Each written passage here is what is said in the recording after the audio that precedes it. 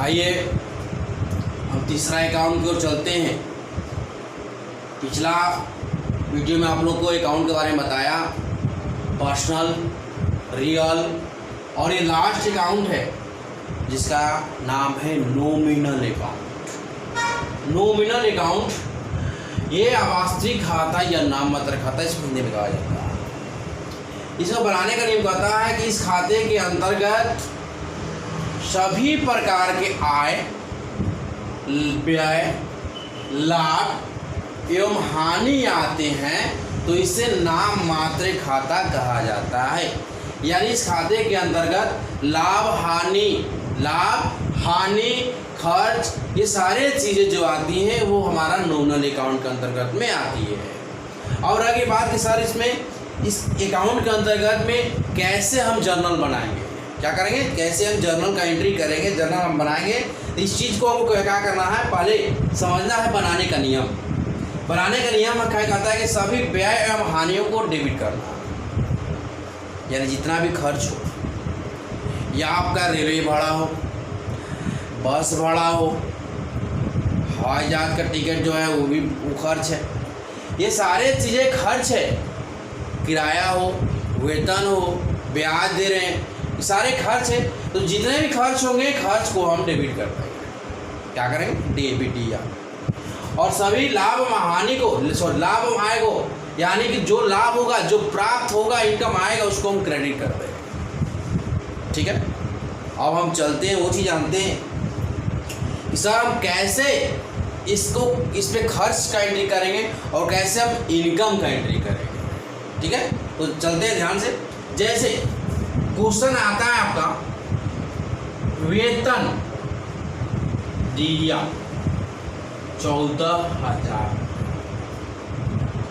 अब बताइए कि सपोज मान लीजिए कि आप लेन देन कर रहे हैं और आप किसी को अपने नाम रखे हैं, आप उसको वेतन आप दे रहे हैं, तो क्वेश्चन हो जाएगा वेतन दिया। ये बताइए कि जो वेतन हम दे रहे हैं तो पैसा आ रहा है कि आपका पैसा जा रहा है।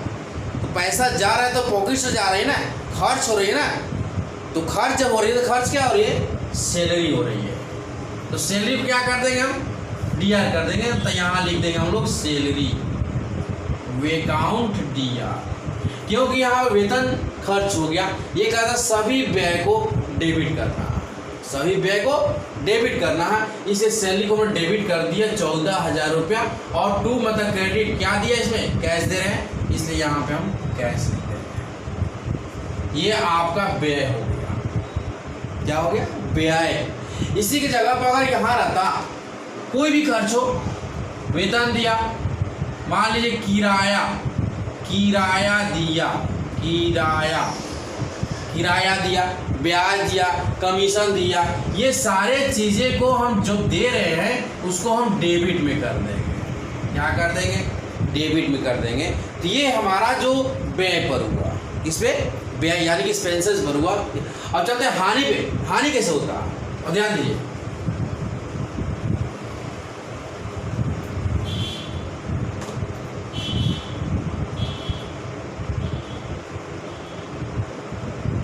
जैसे क्वेश्चन में बुक सोल्ड, क्या बुक जो है बेचा गया 380 रुपये, उसका कॉस्ट जो है, लागत जो था 400 रुपये था। कितना था, 400 रुपया। तो लॉस कितना हो गया, यानी कि 20 रुपया, यानी कि 20 रुपया।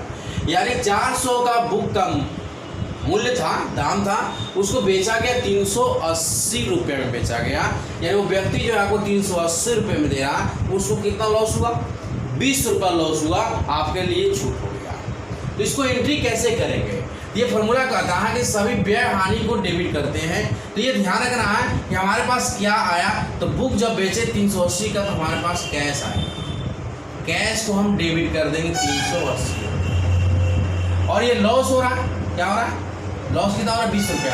तो हानि को क्या करते हैं, डीआर करते हैं। यहाँ लिखेंगे हम लॉस ऑन बुक। ठीक है, कितना, 20 रुपया। और टू में बुक कितने का था, आप बुक लिखिए, चाहे सेल्स लिखिए, बेचा जाता है तो सेल्स क्या सेल्स कर रहे हैं हम, बुक सेल्स कर रहे हैं, ठीक है।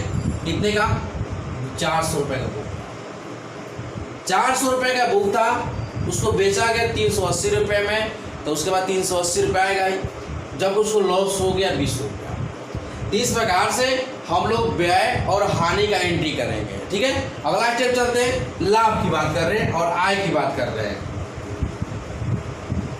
जैसे क्वेश्चन आ गया, किराया प्राप्त हुआ 1000, ब्याज प्राप्त हुआ, वेतन प्राप्त हुआ, कमीशन प्राप्त हुआ, ये सारे चीज प्राप्त हो रहा है, यानी कि आ रहा, क्या हो रहा है, आ रहा, यानी कि प्राप्त हो रहा है। तो प्राप्त हो रहा है तो ये इनकम हुआ, तो यानी प्राप्त हुआ क्या है, हम लोग पास कैश आ रहा है, तो आने वाला डेबिट होता है, सिंपल सी है, कैश अकाउंट को डेबिट कर देंगे 1000 रुपये। क्या आया भाई, तो किराया आया, तो 2 में रेंट लिख देंगे, रेंट अकाउंट लिख देंगे। इस प्रकार से हम लोग बहुत सारा प्राप्ति का एंट्री कर सकते हैं। अगला स्टेप बच रहा है, जैसे लाभ, कैसे लाभ का एंट्री करें, उसी प्रकार से जैसे हम लोग सेल लॉस का एंट्री किए थे, उस प्रकार से मान लेते कोई मशीन है जिसकी कीमत 4000 रुपया, उसको बेचा गया मान लीजिए 4500 का, तो प्रॉफिट कितना हुआ उसको, 500 रुपया। हुआ कि नहीं हुआ, हुआ ना। यानी कि मशीन का मूल्य जो था इसका 4000 था, उसको बेचा गया कितना, 4500 का, यानी 500 रुपये का फायदा हुआ। तो एंट्री कैसे करेंगे, जब मशीन को बेचा गया तो सिंपल सा चीज़ है भाई,